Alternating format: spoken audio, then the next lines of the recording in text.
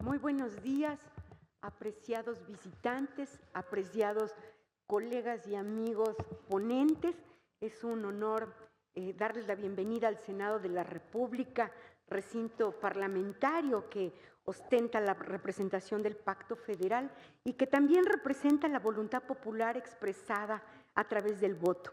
En este sentido, somos Casa del Federalismo y Casa del Pueblo Mexicano.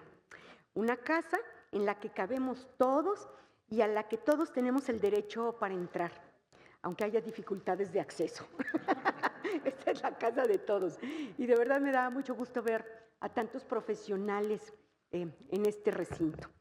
A través de actividades académicas como la que nos ocupa el día de hoy, el Senado cumple con una de las funciones complementarias del Parlamento: fomentar y propiciar el intercambio, análisis y discusión de ideas que muy seguramente representarán un valioso insumo para los legisladores federales a fin de entablar diálogos que permitan la construcción de acuerdos. Que no quepa duda, eventos como el que hoy estamos llevando a cabo, donde abordamos una discusión de asuntos públicos de interés nacional, como lo son las reformas fiscales que México necesita, pues también son una forma de participar en la democracia deliberativa. Por estas razones, todas las actividades de esta naturaleza que se llevan a cabo dentro del Honorable Congreso de la Unión son completamente gratuitas y a nadie se le restringe o condiciona el acceso a las mismas por ser temas de interés público, cuya deliberación se hace en recintos públicos con el propósito de contribuir al mejoramiento de nuestra patria. Y pues dicho lo anterior, quiero saludar con mucho afecto a mis queridos amigos con quienes tengo esta mañana el honor de compartir este presidium. A mi colega, la doctora Laura Grajeda, presidenta del Instituto Mexicano de Contadores Públicos, al maestro Carlos Orozco Felgueres Loya, presidente de la Fundación Carlos Orozco Felgueres, Asociación Civil, y del Instituto Orfe, Capacitación e Investigación Tributaria SC, a mi queridísimo magistrado Juan Manuel Jiménez Illescas, de la Sala Superior del Tribunal Federal de Justicia Administrativa, que además hoy viene representando al presidente Valls. También pues coincidimos en esta inquietud de abordar cuáles son las reformas fiscales que México necesita, y a todos ustedes les agradezco muchísimo su apoyo para la convocatoria y organización de este congreso. Gracias a Augusto, con quien hemos compartido foros en diversas ocasiones, y maestra Claudia, bienvenidos todos. A todos los ponentes, a todos los asistentes, pidiéndoles que me disculpen por no nombrarlos a cada uno de ustedes. Todos son importantes, ¿verdad? Pero no quisiera consumir más tiempo. Que todos sepan que me causa mucha alegría verlos reunidos aquí y poder escucharlos. Pues pasamos, si no tienen inconveniente, al tema de este congreso. ¿Cuáles son las reformas fiscales que México necesita? Y antes de contestar este planteamiento, creo que tendríamos que agregar otros dos planteamientos, que son: ¿por qué las necesita y para qué las necesita? Y bueno, hemos preparado una presentación que voy a compartir con ustedes y que las pueden ver en las pantallas laterales. México necesita que planteemos estas reformas porque, como lo señala el análisis de perspectivas económicas de la OCDE, afrontar la crisis que se publicó en noviembre de 2022, pues ahí se detalla que a nivel mundial el crecimiento post-COVID ha perdido impulso y una elevada inflación se ha extendido a todos los países y todos los productos. Además, para controlar esta inflación a través de políticas monetarias, se han incrementado las tasas de interés, elevando el costo del dinero, lo cual aumenta la vulnerabilidad financiera. Pero también la inflación en productos y servicios y el mayor costo asociado con el financiamiento genera el riesgo de endeudamiento en países de bajos ingresos. Tomemos el ejemplo mexicano y el llamado superpeso, que de ningún modo puede considerarse que es consecuencia exclusiva de las políticas públicas del Gobierno de México, pues desde hace mucho tenemos un sistema de libre flotación de nuestra divisa y no un tipo de cambio fijo. Además, Como lo dijo ayer el ex subgobernador del Banco de México, Gerardo Esquivel, obedece a un contexto internacional, así como al diferencial de más de 6 puntos porcentuales entre nuestra tasa de interés de referencia y la del gobierno norteamericano.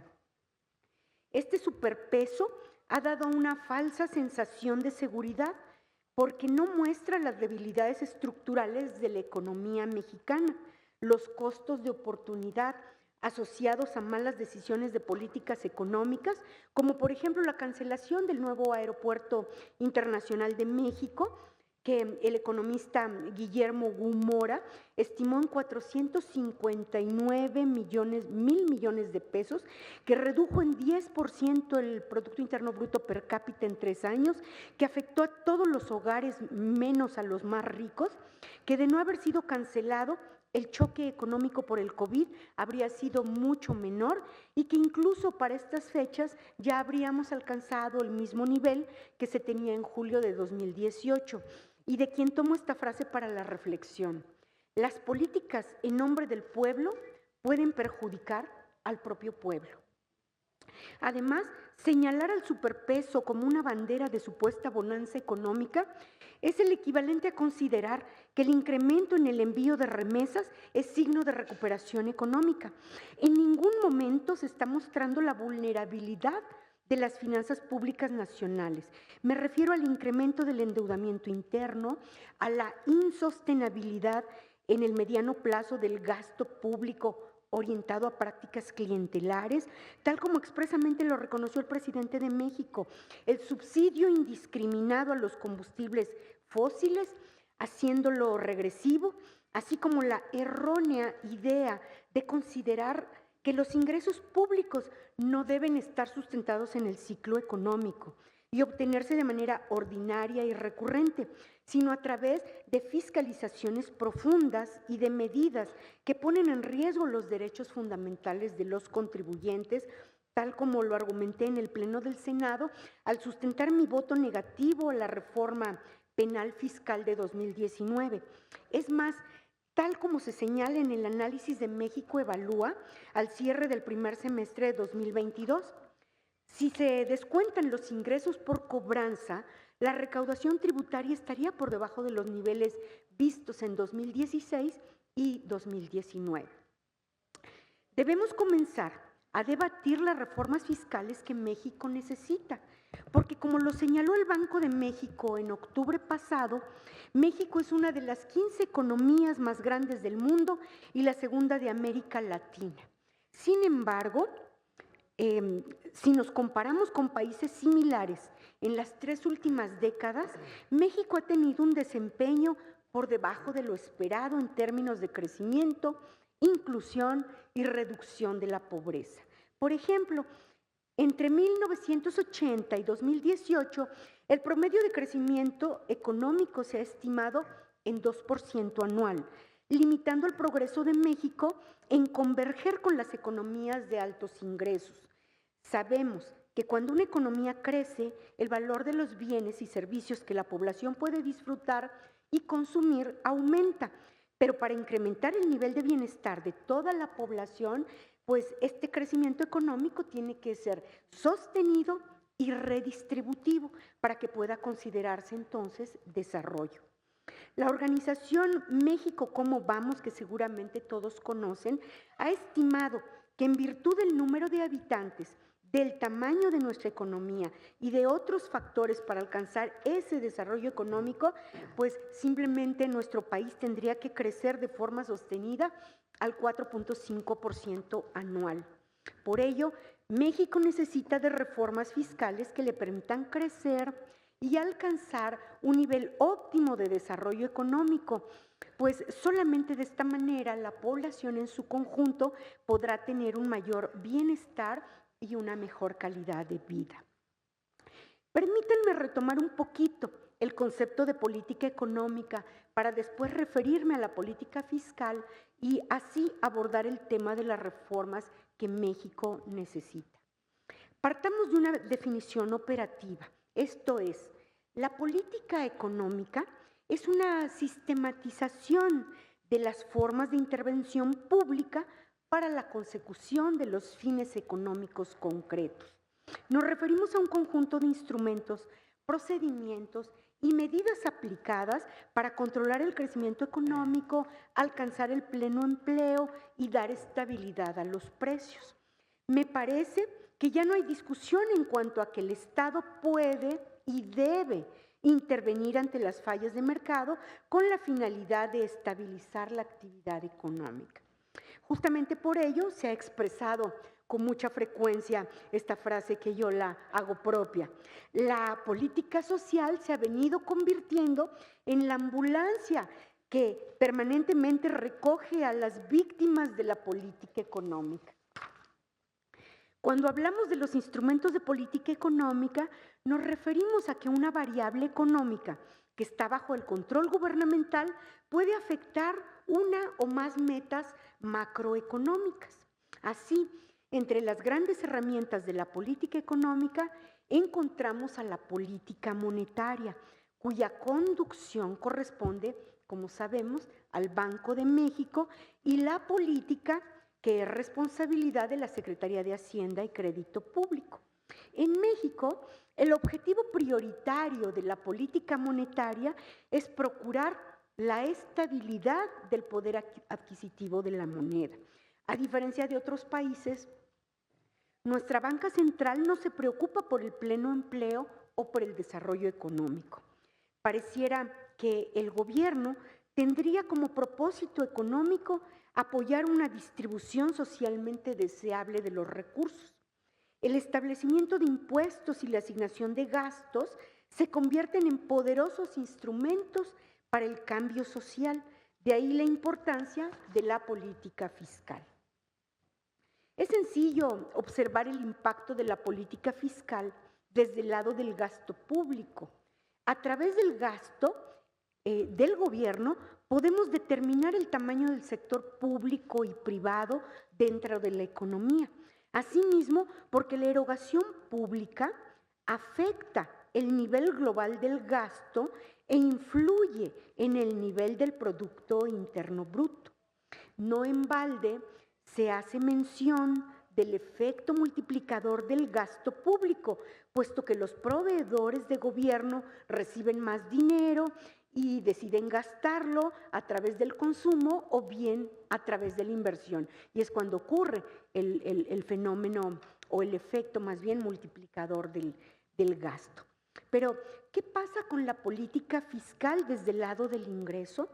La política tributaria tiene una doble afectación porque afectará el ingreso de la población.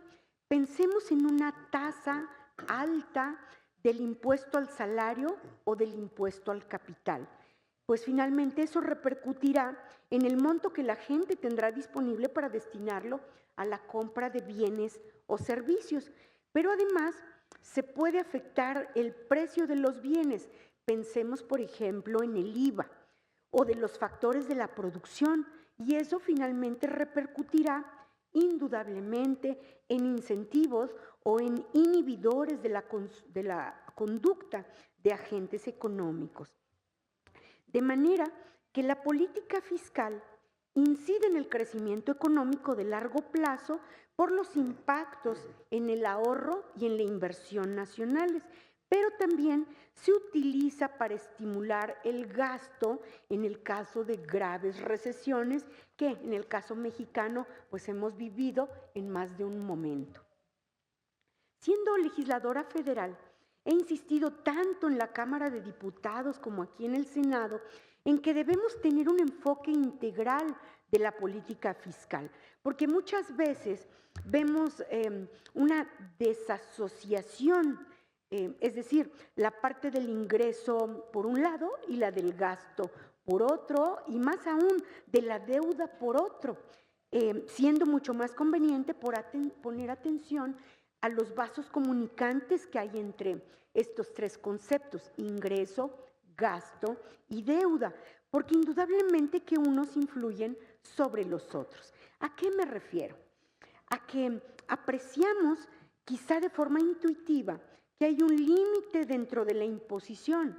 Intuimos que llegará un punto en que si la tasa es sumamente alta, se desincentivará la actividad económica que conforma la fuente y esto reducirá la recaudación. No obstante, como la experiencia lo demuestra, tampoco podemos llegar al otro extremo, a reducir a rajatabla los impuestos, porque entonces se perderá también la capacidad recaudatoria y se corre el riesgo de incurrir en un déficit presupuestario o de incrementar el que ya se tiene. En este balance se deben considerar también los recortes de impuestos como incentivos, pero también asociarlos a reducciones o recortes en el gasto. Quizá por eso Samuelson, Premio Nobel de Economía, refiere que la política fiscal funciona mejor en la teoría que en la práctica, porque no se trata de un balance mecánico en el que se sube de un lado y automáticamente se baja del otro, sino que debe irse ajustando a la realidad económica del país de que se trate y a las eventualidades que se vayan presentando. Ahora vamos a ver rápidamente cuál es el escenario que México enfrenta en el 2023 para saber en dónde estamos fiscalmente parados. A inicios del año pasado, la OCDE señaló que la solidez del marco macroeconómico salvaguardó cierta estabilidad para la recuperación después del COVID, pero que para el mediano plazo se observaba un debilitamiento de las perspectivas de crecimiento económico en virtud del incremento de los índices de pobreza. Hemos venido presenciando estadísticamente cómo crece la pobreza de una manera francamente alarmante, del aumento de las desigualdades, de tener una economía informal cada vez mayor, creciente, de la exclusión financiera y del incremento en la percepción de la corrupción. Para noviembre del año pasado,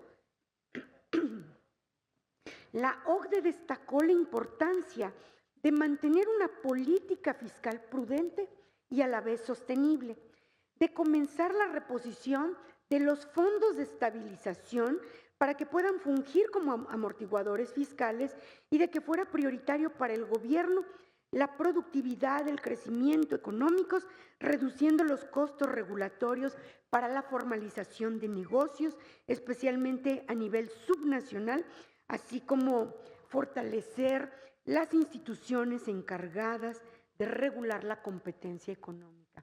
Creo que a estas alturas todos conocemos que esos fondos de estabilización que fueron creados durante las últimas 2 décadas, pues hoy simplemente están alcanzando el nivel de cero y es un tema delicado. Perdónenme. De las gráficas que la OCDE incluyó en sus estudios, observamos estas que se están proyectando, donde el gasto público como proporción del PIB es más bajo en México que en el promedio de América Latina y de la OCDE. Hay margen para aumentar, gracias Carlos, los ingresos tributarios, pues México es el país que menos recauda de la OCDE, incluso muy por debajo del promedio de América Latina. Los impuestos a la propiedad están siendo subutilizados. Nuevamente, México es el que menos recauda por este concepto, incluso mucho menos que un país con una economía 20 veces menor a la nuestra, como es el caso de Costa Rica.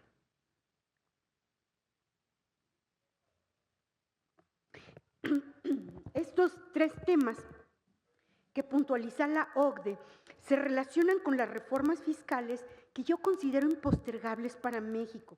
Y lo considero así porque estamos a menos de 1 año y medio para que se lleve a cabo la elección del presidente de la República y la renovación total de este Congreso de la Unión, y me parece fundamental que sea parte de la discusión pública, de las plataformas electorales e incluso de los elementos que los ciudadanos consideren para elegir a quién le van a dar su voto.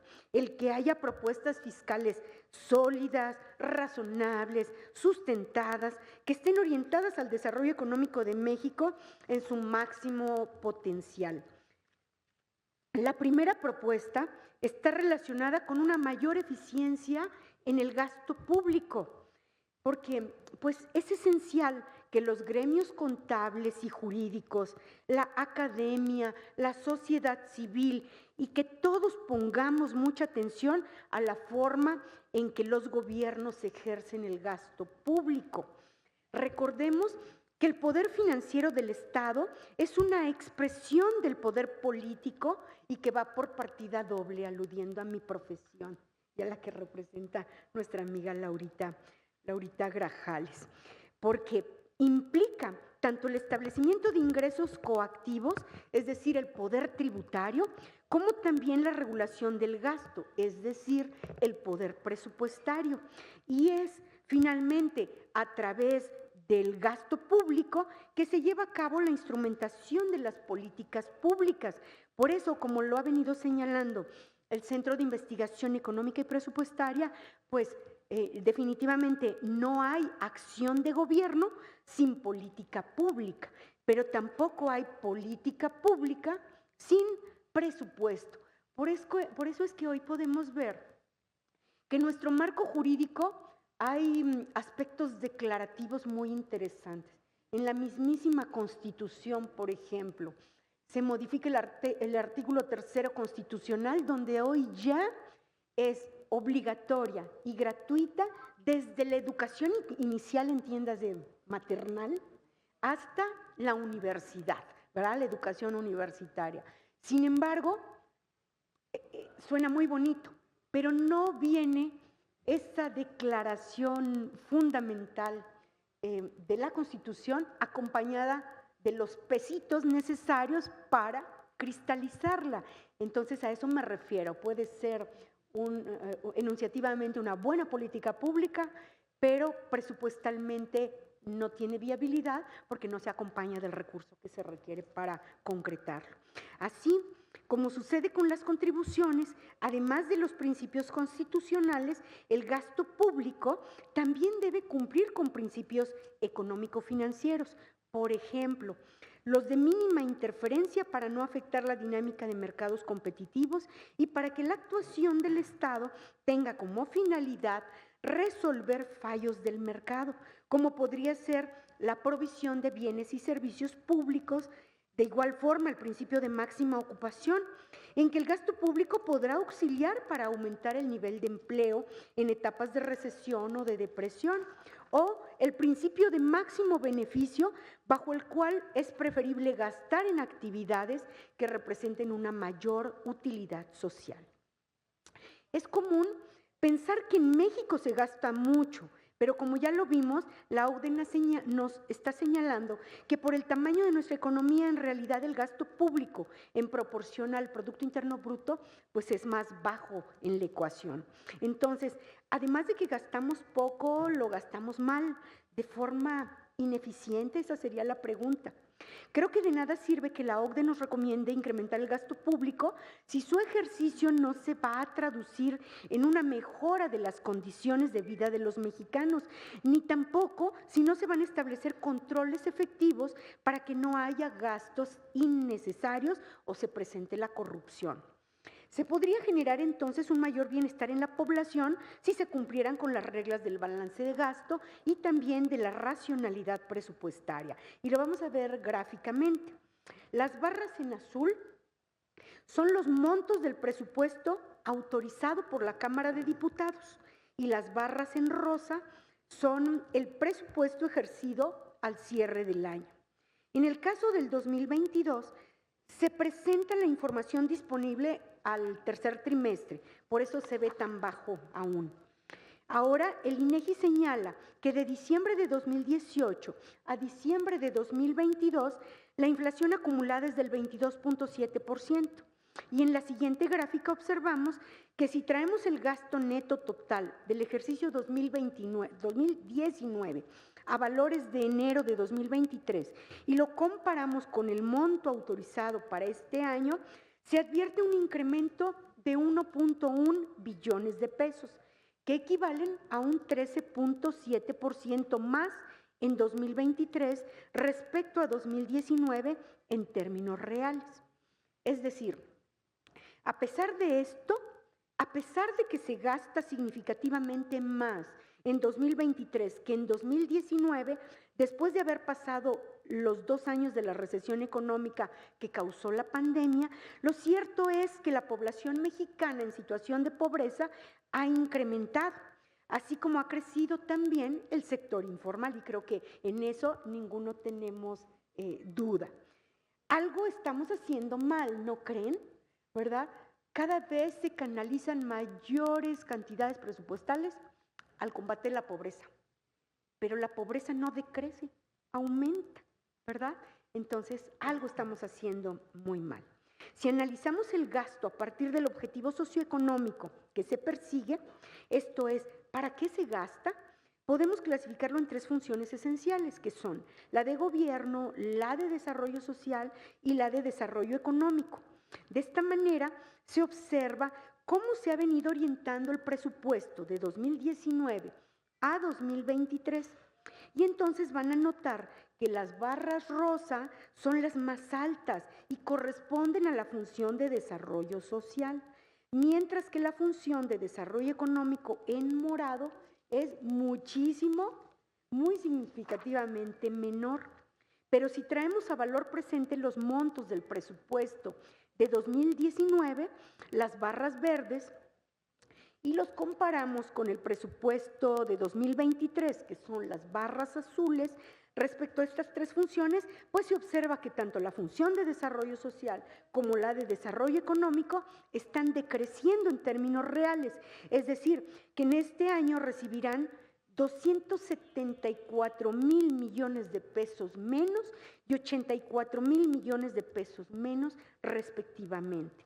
Estos ejemplos ponen de manifiesto la necesidad de ajustar el marco jurídico relativo al gasto público en nuestro país, porque es urgente que reformemos la profundidad la Ley de Presupuesto y Responsabilidad Hacendaria. Si analizamos los informes que han rendido la Coneval por un lado y la Auditoría Superior de la Federación por otro, es bien claro advertir cuáles son las debilidades del Estado mexicano al ejercer el gasto público y también las severas deficiencias de las políticas públicas que se han venido poniendo en marcha para que México pueda desarrollarse social y económicamente. Y quizá voy a decir algo tal como lo pienso. Este enfoque del el gasto social tiene más en la actualidad un enfoque clientelar para ganar votantes que para resolver el problema de fondo de la pobreza. Entonces, por eso es fundamental no postergar una reforma a la ley de presupuesto, porque la ley federal de austeridad republicana, que segura estoy que conocen, además de que su constitucionalidad está en tela de juicio, está en entredicho, pues lo cierto es que no atendió los problemas de fondo y generó muchísimas más distorsiones en materia de gasto público. Así que, pues deberíamos enfocarnos en la regulación efectiva del equilibrio presupuestario, los excedentes presupuestales, la protección del patrimonio de los fondos de estabilización de los ingresos presupuestales o del Fondo de Estabilización de los Ingresos para las entidades federativas y también, pues, analizar con mucho detalle la información sobre subejercicios y su reasignación, porque a veces se canalizan importantes cantidades de recursos, pero ahí están sin ejercer y pues eso también demerita la efectividad de los gobiernos. Otros temas relevantes son la transparencia en los proyectos de inversión y los servicios personales. La regulación del cabildeo legislativo en materia presupuestal para que no se preste a malas interpretaciones, las disponibilidades presupuestales, las adecuaciones presupuestales, así como la regulación de donativos y el establecimiento de medidas de racionalidad presupuestal y de reglas de operación. Hay muchos cuestionamientos porque programas presupuestales que revisten importantes cantidades de recursos públicos, pues simplemente se ejecutan sin reglas de operación. O, por otro lado, también hay donativos. Saben ustedes, sobre todo los profesionales de la contaduría, cómo se han venido restringiendo y modificando pues la regulación que tiene que ver con la filantropía, ¿verdad? Con los donativos, y resulta que se complican mucho en la actualidad, pero que desde el gobierno se otorgan donativos. Para que se den una idea, algunas muy contadas asociaciones aparentemente filantrópicas, asociaciones civiles, una, recuerdo muy bien el nombre, se llama Asociación de Porristas del Estado Mexicano. Otra es para apoyar al deporte del bádminton, al béisbol, en fin, son escasas asociaciones civiles, no más de 20, pero que la auténtica filantropía se está limitando, ¿verdad? Entonces, pues vemos otro tema que debe abordarse sin postergarlo, y me refiero a la Convención Nacional Hacendaria. Como ya sabemos, hay incentivos perversos en el gasto federalizado. En las fórmulas de distribución de participaciones y aportaciones federales se está ocasionando una dependencia casi absoluta de los gobiernos subnacionales respecto de la federación.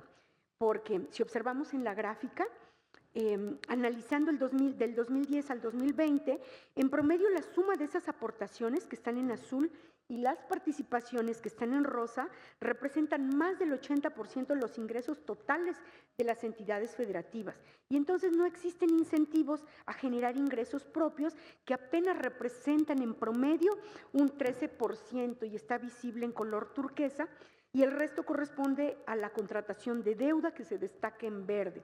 El reclamo que hacen las entidades federativas al gobierno federal es que algunos estados colaboran en recaudar el ISR y el IVA en mucho mayor cantidad de lo que les regresa a través del gasto federalizado. Y esto tiene que ver con las fórmulas para la integración de los fondos y los elementos que consideran para la distribución de estos. Asimismo, se ha planteado que la recaudación federal participable no está creciendo en la misma proporción en que la federación incrementa la recaudación de los ingresos tributarios. Considerando que las entidades federativas y en los municipios pues hay necesidades de gasto que requieren atención inmediata, pues resulta ya impostergable que hagamos una revisión del Sistema Nacional de las Haciendas Públicas para dar mayor eficiencia al uso de los recursos públicos. Así que pues debemos considerar la inminencia y la pertinencia de celebrar una Convención Nacional Hacendaria, y para esto resulta esencial la participación de todos los sectores, de los aquí presentes, incluso bajo un esquema de debate y propuestas para mejorar la situación de las finanzas públicas de este país y el mejoramiento de la administración de la mismísima deuda pública. Y bueno, considero que el último tema tiene que ver con los paquetes económicos de las entidades federativas y el de la federación, y me refiero estrictamente al federalismo fiscal, porque pues ante el incremento de demandas sociales se ha venido agudizando por la crisis generada del COVID. Para el 2022, muchos gobiernos subnacionales robustecieron sus marcos jurídicos tributarios, tanto incrementando contribuciones, ya sea de nueva creación o incrementando sus bases o el aumento de sus tasas y tarifas, como en mayores medidas de fiscalización, e incluso pues está dando un endurecimiento del régimen de sanciones para los ilícitos tributarios, tanto en multas como en delitos, y muchos de ustedes lo saben también, lo viven cotidianamente. A manera de ejemplo, y tomando el análisis del Grupo de Estrategia Política de 2022 y 2023, podemos observar de manera gráfica el comportamiento que han tenido algunas entidades federativas en estos mapas que se están proyectando. Respecto de contribuciones ambientales, bebidas alcohólicas, nóminas y hospedaje, que son impuestos locales. Para 2023, 3 estados más incorporaron contribuciones ambientales. Son Durango, Nayarit y Guanajuato. Por su parte, Durango y Oaxaca incrementaron los impuestos a bebidas alcohólicas. Para 2023 se incrementó la tasa del impuesto sobre nóminas en Sonora, Durango, Aguascalientes, Tabasco y Quintana Roo. Además de que hubo incremento de la tasa del impuesto al hospedaje en Sonora, Baja California Sur, Durango y Guanajuato. Hace unos días leía yo en Twitter a mi amiga la doctora Gaby Ríos, quien lanzaba la pregunta: ¿por qué se considera que un sistema tributario es complejo? Y al revisar la creación de nuevos impuestos estatales y la tendencia de los existentes, creo que como República Federal, pues necesitamos abordar estos dos temas del federalismo fiscal y de la Convención Nacional Hacendaria para modernizar nuestro sistema tributario nacional en aras de volverlo más redistributivo, más proporcional y más respetuoso de los derechos de los contribuyentes.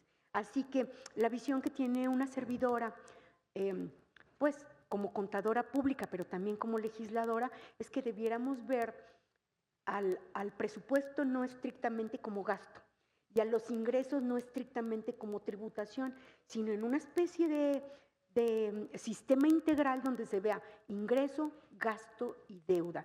Y pues más tarde que temprano lo vamos a estar abordando, no sé si en esta misma administración federal, pero no podrá exceder de la que viene. Muchísimas gracias por escucharme, por su atención, y pues quedo atenta a sus comentarios y de verdad decirles que es un gusto ver este auditorio con esta capacidad y con este talento. Muchísimas gracias.